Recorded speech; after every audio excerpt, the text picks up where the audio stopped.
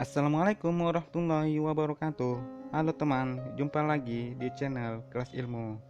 Pada video kali ini, kita akan membahas mengenai prediksi soal-soal tes wawasan kebangsaan atau TWK materi integritas.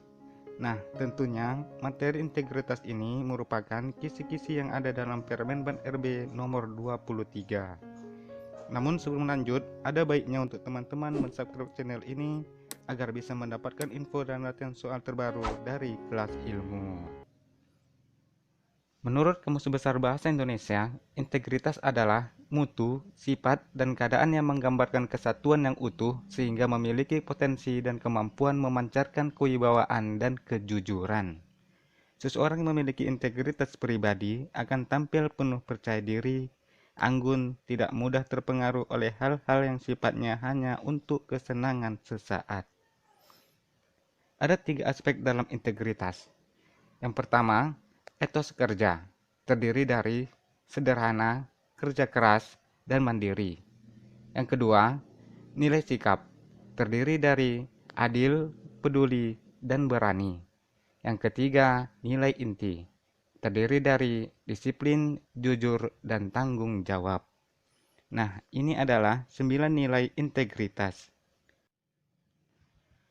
Oke teman-teman, kita langsung ke soal nomor 1. Salah satu fungsi integritas adalah cognitive functions of integrity yang meliputi titik-titik. A. Keberhasilan, B. Kepercayaan, C. Emosional, D. Conscience dan self-regard, atau E. Kecerdasan moral dan self-insight. Oh iya, kalian juga bisa menjawab pertanyaannya sendiri ya, agar tahu seberapa besar persiapan kalian dalam menghadapi ujian CPNS nanti. Pembahasannya, fungsi integritas antara lain, yang pertama, effective functions of integrity yang meliputi conscience dan self-regard. Dan yang kedua, cognitive functions of integrity yang meliputi kecerdasan moral dan self-insight. Jadi jawaban yang tepat adalah E, kecerdasan moral dan self-insight.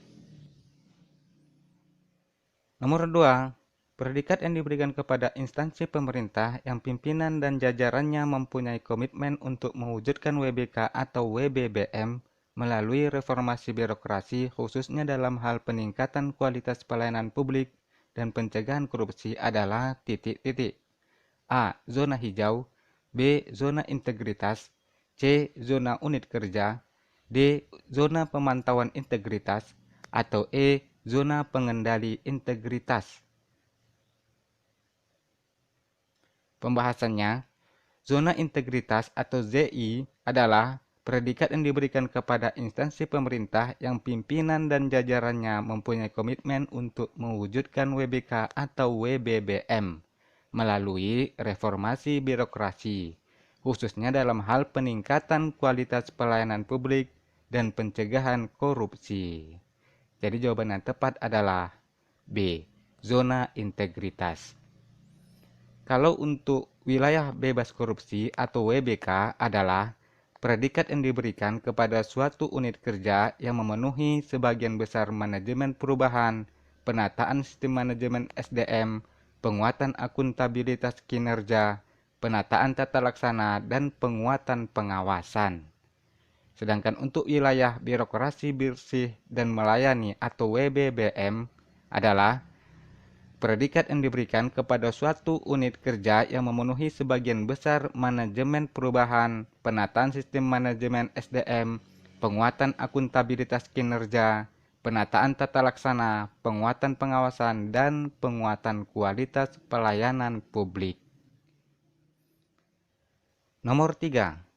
Kepengikutan dan ketundukan kepada prinsip-prinsip moral dan etis, keutuhan karakter moral, kejujuran, tidak rusak secara moral, atau keadaan moral sempurna tanpa cacat merupakan definisi integritas menurut titik-titik.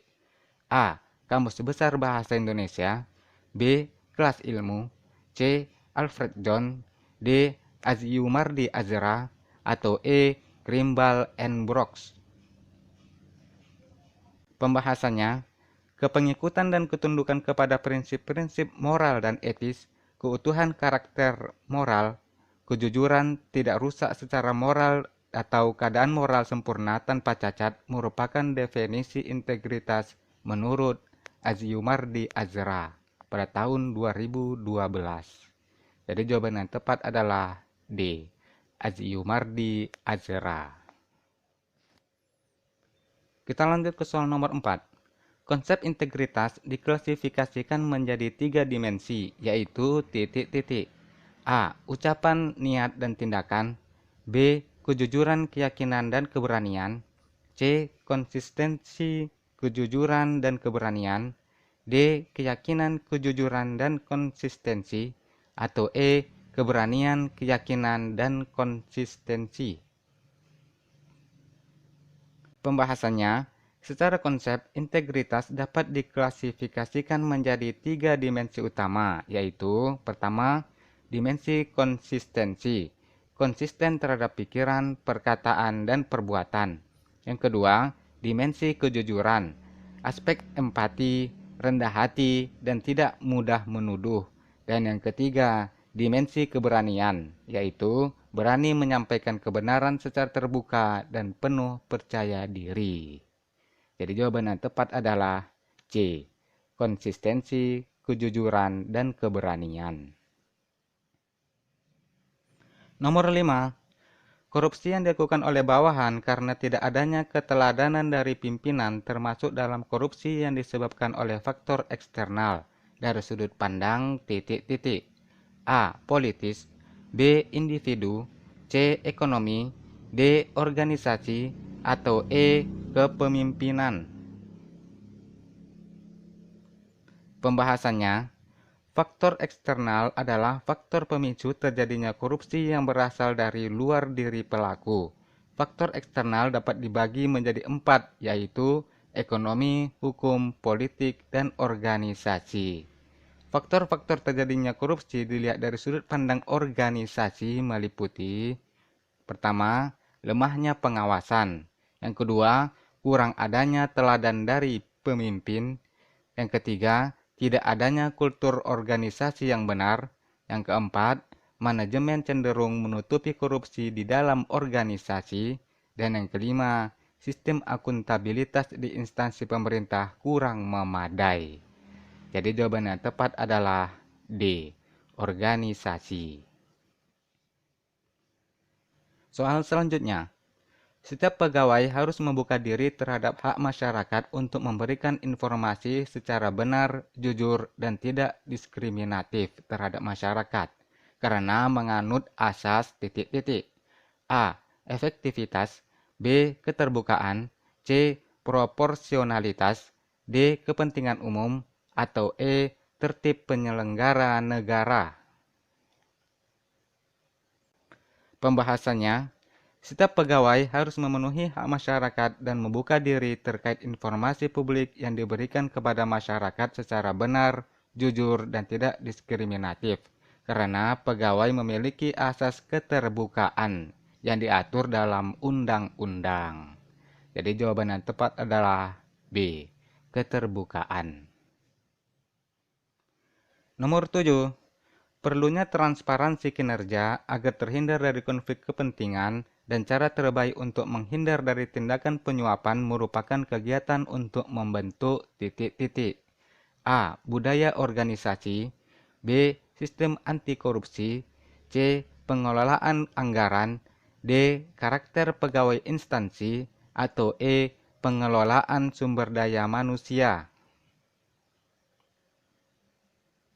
Pembahasannya, budaya organisasi dalam integritas nasional sebagai cara kerja dapat dibentuk melalui: pertama, menghindarkan penyalahgunaan wewenang atasan.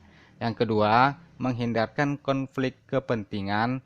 Dan yang ketiga, transparansi anggaran. Jadi jawaban yang tepat adalah A. Budaya organisasi. Kita lanjut ke nomor 8. Berdasarkan Undang-Undang Nomor 30 Tahun 2002 Pasal 13, KPK memiliki kewenangan terhadap penyelenggara negara dalam hal titik-titik. A. Audit penyelenggara negara, B. Pelaporan tindakan korupsi, C. Penindakan tindakan korupsi. D. Menyadap komunikasi penyelenggara negara. Atau E. Pendaftaran dan pelaporan kekayaan penyelenggara negara. Pembahasannya, berdasarkan Undang-Undang Nomor 30 Tahun 2002 Pasal 13A, dalam melaksanakan tugas pencegahan tindakan korupsi, KPK memiliki kewenangan melakukan pendaftaran dan pelaporan kekayaan penyelenggara negara.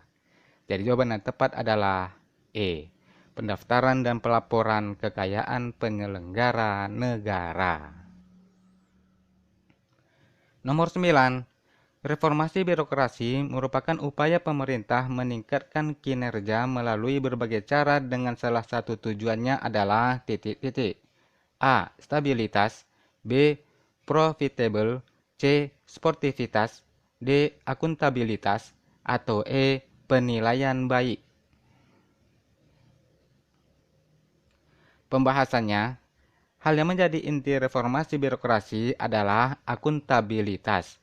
Akuntabilitas sebagai bentuk kewajiban mempertanggungjawabkan pelaksanaan misi organisasi dalam mencapai tujuan dan sasaran untuk memberikan pelayanan dengan baik dan bertanggung jawab terhadap masyarakat. Jadi jawaban yang tepat adalah D. Akuntabilitas. Nomor 10. Dalam roadmap KPK, budaya integritas diharapkan akan muncul pada fase A. Pertama, B. Kedua, C. Ketiga, D. Keempat, atau E. Kelima. Pembahasannya, KPK memiliki sebuah roadmap yang berlangsung dari tahun 2011 sampai tahun 2023. Roadmap ini diharapkan akan mampu menjadi upaya pemberantasan korupsi yang sistematis dan komprehensif. Fase KPK dibagi menjadi 3 fase, yaitu fase pertama, tahun 2011 sampai 2015.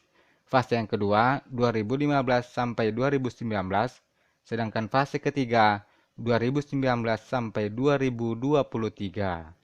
Pada fase ketiga diharapkan akan muncul budaya integritas. Jadi jawaban yang tepat adalah C, ketiga. Oke teman-teman, sekianlah dulu video pembahasan tes wawasan kebangsaan atau TWK materi integritas pada kali ini. Akhir kata, integritas tanpa pengetahuan adalah lemah dan tidak berguna, dan pengetahuan tanpa integritas adalah berbahaya dan mengerikan. Terima kasih sudah menyaksikan, dan insya Allah kita akan berjumpa lagi pada video-video pembahasan lainnya, dan semoga bermanfaat. Assalamualaikum warahmatullahi wabarakatuh, dan sampai jumpa. Bye.